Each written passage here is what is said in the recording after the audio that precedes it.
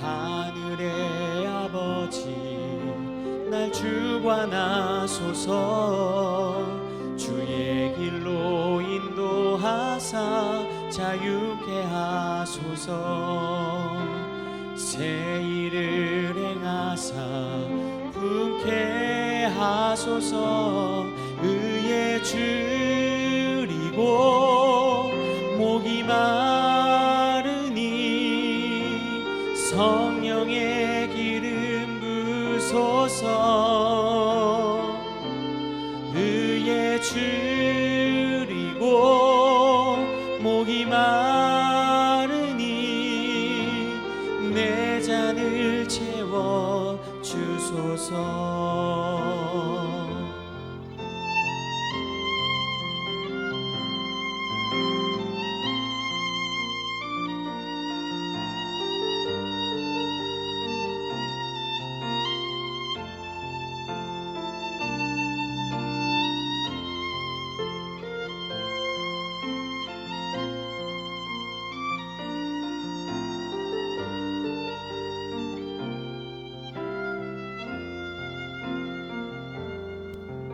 성령으로 채우사 주보게 하소서. 주의 임재 속에 은혜 알게 하소서. 주 뜻대로 살아가리 세상 끝날까지. 나를 빚으시고 새나 열어주소서. 의에 줄이고 목이 마르니 성령의 기름 부소서. 의에 줄이고 목이 마르니 내 잔을 채워 주소서. 의에 줄이고 목이 마르니 성령의 기름 부소서.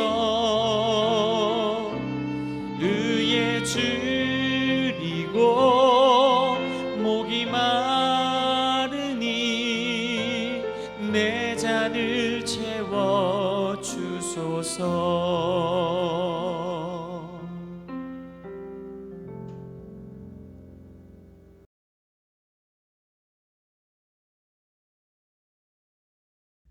샬롬. 오늘 아침 함께 묵상할 말씀 마가복음 12장 41절에서 44절입니다. 제가 봉독하겠습니다. 예수께서 헌금함을 대하여 앉으사 무리가 어떻게 헌금함에 돈 넣는가를 보실새 여러 부자는 많이 넣는데 한 가난한 가부는 와서 2렙돈 곧 한 고드란트를 넣는지라. 예수께서 제자들을 불러다가 이르시되 내가 진실로 너에게 이르노니 이 가난한 가부는 헌금함에 넣는 모든 사람보다 많이 넣었도다. 그들은 다 그 풍족한 중에 넣었거니와 이 가부는 그 가난한 중에서 자기의 모든 소유 곧 생활비 전부를 넣었느니라 하시니라. 아멘. 샬롬. 어제는 높은 자리에 앉기 원하며 과부의 가산을 삼키는 서기관에 대해 살폈습니다. 우리는 이러한 서기관의 자리에 서기보다 예수님께서 늘 낮은 자리로 가셨던 것, 그리고 가난하고 어려운 사람들을 대변하셨던 것을 기억하며 그러한 자리로 가길 소망했습니다. 오늘은 과부의 헌금을 보고 주님께서 하신 말씀에 대해 살펴보기를 원하는데요. 오늘 말씀 41절입니다. 예수께서 헌금함을 대하여 앉으사 무리가 어떻게 헌금함에 돈 넣는가를 보실새 여러 부자는 많이 넣는데. 먼저 41절을 보니 헌금함을 대하여 앉으셨다고 했습니다. 이 대하여 앉았다라는 번역은 독특한데요. 이 대하여에는 맞서다라는 의미를 포함하고 있습니다. 이는 우리가 내일 살펴볼 예수님께서 감난산에서 이제 성전을 대하여 마주 앉으사와 같은 단어이죠. 그래서 예수님께서는 헌금함에 대해서 굉장히 부정적인 감정을 표출하고 계신다는 것을 우리가 알 수 있습니다. 이러한 부정적인 정서 가운데 41절의 부자들은 많은 헌금을 하고 있죠. 그렇다면 42절을 볼까요? 한 가난한 가부는 와서 2렙돈 곧 한 고드란트를 넣는지라. 그런데 한 가난한 과부는 2렙돈의 헌금을 넣었습니다. 이 2렙돈은 한 고드란트와 같은데요. 이때 당시 한 사람의 일당이 64고드란트였다고 합니다. 그리고 하루에 약 8시간을 일했다고 치면 88에 64에서 1시간에 8고드란트 정도죠. 지금으로 치면 어떨까요? 내년에 최저시급이 9,620원이라고 합니다. 그럼 9,600원으로 치고 이를 8로 나누면 한 고드란트에 1,200원 정도 되겠네요. 네. 가부는 1,200원을 헌금한 것입니다. 그리고 그것이 그에 가진 전부였고 그의 모든 생활비였다고 합니다. 예수님께서는 이 헌금을 보고 이렇게 말씀하십니다. 43절입니다. 예수께서 제자들을 불러다가 이르시되 내가 진실로 너에게 이르노니 이 가난한 과부는 헌금함에 넣는 모든 사람보다 많이 넣었도다. 예. 이 가난한 과부는 헌금함에 넣는 모든 사람보다 많이 넣었다. 다른 사람보다 헌금을 많이 했다는 것입니다. 왜 이렇게 말씀하실까요? 44절입니다. 그들은 다 그 풍족한 중에서 넣었거니와 이 과부는 그 가난한 중에서 자기의 모든 소유 곧 생활비 전부를 넣었느니라 하시니라. 아멘. 다른 사람들은 풍족한 가운데 넣었습니다. 그런데 이 과부는 극빈자입니다. 그 가난한 와중에 자기의 모든 소유 곧 생활비 전부를 넣었기 때문이죠. 그런데 예수님께서 이 말씀을 하시면서 가난한 과부의 헌금에 대한 말씀이 이제 완전히 끝이 나 버립니다.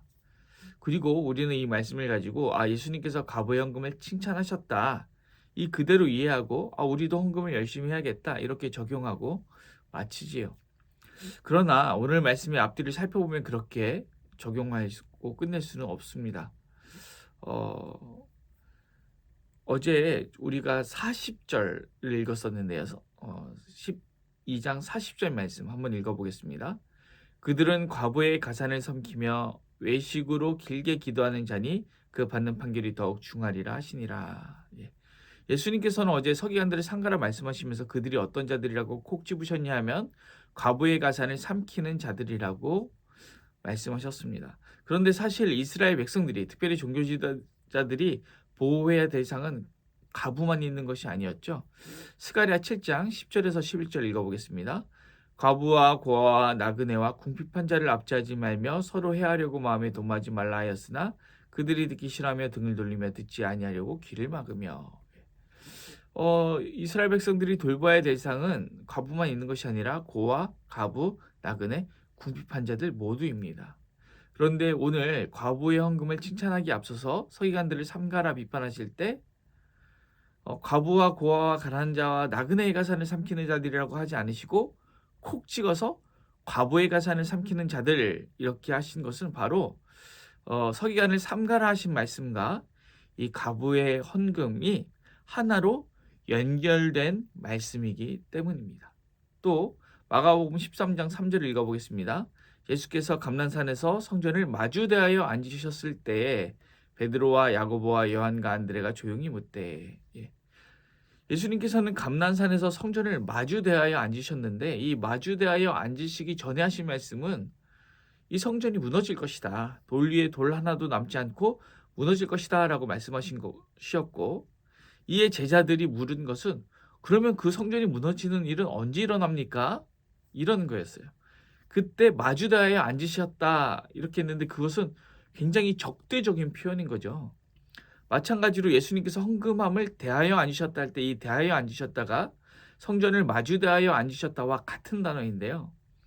그러니까 예수님께서 헌금함을 대하여 앉으실 때 절대로 호의적으로 앉으신 것이 아니죠. 아주 적대적인 태도로 앉으신 것입니다. 어느 정도냐면 예수님께서 성전을 무너뜨리고 싶으신데 헌금함 또한 무너뜨리고 싶으신 그런 정서와 감정을 갖고 계신 거죠. 이렇게 헌금함에 대하여 적대적인 태도로 앉으셨는데 과부의 헌금을 칭찬하셨다. 이상하지 않습니까? 우리는 이 본문에서 이러한 이상함을 느껴야 됩니다. 지금 예수님께서는 영어로는 사르카즘, 우리말로는 비꼰다 하죠.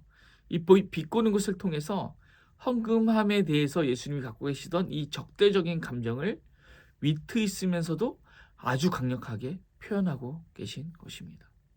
너희 서기관들이 하나님의 말씀을 어기고 고아와 과부와 나그네와 가난한 자들을 돌보는 것이 아니라 그 극빈한 가운데 자기의 모든 소유, 그 생활비 전부를 넣게 하는 일을 하고 있다. 이것이죠. 예수님께서 마주 대하여 앉으셨던 그 헌금함의 본래 기능은 과부, 그 가부의 가난한 중에 자기의 모든 소유를 받아내는 역할이 아니라 그 원래 기능은 그 안에 들어있는 헌금을 내어서 오히려 그 가난한 가부의 생활비를 돕는 데 있는 것입니다. 이것이 그 헌금함에 가진 원래 본래의 기능인 것이죠. 여러분, 우리가 그 가난한 가부의 입장에서 한번 생각해 봅시다. 자기가 가진 전부를 넣었는데 그 가진 전부가 1,200원이었습니다. 어떤 마음으로 넣었을까요? 제가 만약에 가진 재산이 1,200원 전부인데 내가 하나님 앞에 나아갈 때 헌금을 내야 된다. 그럼 그 1,200원을 넣고 하나님 앞에 나아가서 무슨 기도를 했을까요? 하나님, 나 이제 없으면 1,200원밖에 없습니다. 이거 내고 나 이제 죽을랍니다. 죽이든 살리든 하나님 알아서 하세요. 이런 기도하지 않았을까요? 하나님, 내 인생은 왜 이렇게 꼬였습니까? 내 인생은 왜 이렇게 불쌍하고 내 인생은 왜 이렇게 힘이 듭니까? 하소연하러 오지 않았을까요? 그런데 예수님께서 그 헌금을 칭찬하셨을까요? 오늘 이 말씀 우리의 삶에 적용해 볼 때 이 말씀 그대로 그러면 이렇게 적용하면 다음 주부터 헌금 줄어들어서 어떡하지? 이렇게 생각하실지도 모르겠습니다. 그런데 그렇지 않죠. 아마 우리 중에 정말로 생활비 전부 다 하면 1,200원밖에 없어서 교회 와서 1,200원 헌금하고 죽어야겠다. 이렇게 생각하시는 분은, 그렇게 어려운 분은 없을 거라 생각합니다. 그런데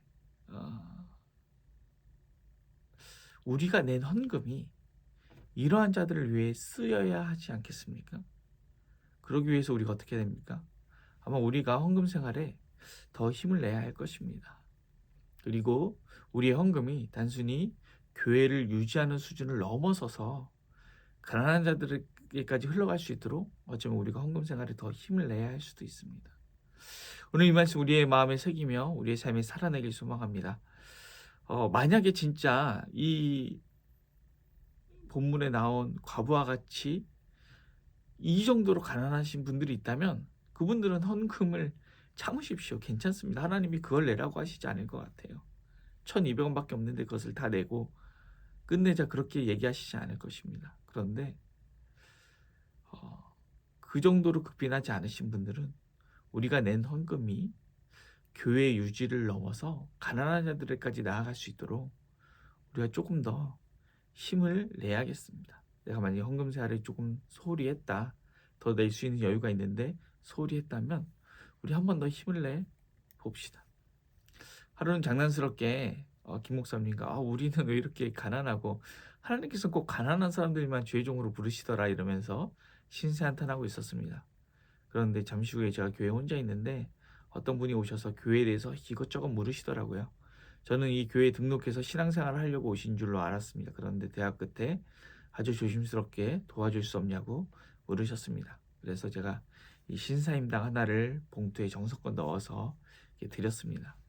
그런데 이런 분들을 만나서 제 수준에서는 힘있게 한다고 그렇게 하는데도 늘 죄책감이 듭니다. 이걸로 이분의 문제가 다 해결되지 않을 텐데.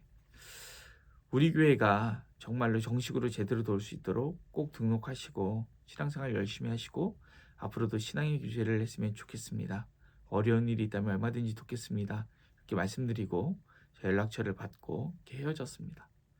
우리 주변에 우리가 우리의 삶 속에서 만나는 도울 수 있는 분들이 있다면 우리의 힘이 닿을 때까지 도와서 하나님이 우리에게 명하신 그런 일들을 감당할 수 있으면 좋겠습니다. 그럴 때 하나님이 우리 교회 헌금함을 마주대하여 앉으시는 것이 아니라 기뻐하시고 칭찬하시고 너무 귀하다고 비꼬는 게 아니라 진심으로 칭찬하시는 일이 일어났으면 좋겠습니다. 기도하겠습니다. 사임하신 하나님 아버지, 그렇습니다. 아버지 하나님, 우리 교회의 헌금함을 주님께서 마주대하여 앉으시는 것이 아니라 또 비꼬시는 것이 아니라 진심으로 칭찬할 수 있도록 우리 교회 헌금함이 제 역할을 했으면 좋겠습니다. 우리 주변에 가난하고 어려운 분들을 돕는 데까지 나아갈 수 있도록 주님 우리의 마음에 감동을 허락하여 주시옵소서. 감사드리며 예수님의 이름으로 기도드립니다. 아멘. 네, 오늘 도구기도는 청년 1부와 청년 2부를 위해서 기도하겠습니다. 이어서 기도하실 때 교회를 위해서 기도합니다. 우리 섬기는 모든 분들을 위해서, 타지에 있는 자녀들을 위해서, 아픈 가운데 있는 성도들을 위해서 기도합니다. 또 세계와 열방을 위해서 기도하시고 한국교회와 나라 민족을 위해서 기도하신 후에 우리 각자 개인의 기도 제목을 가지고 기도하시겠습니다. 기도합니다.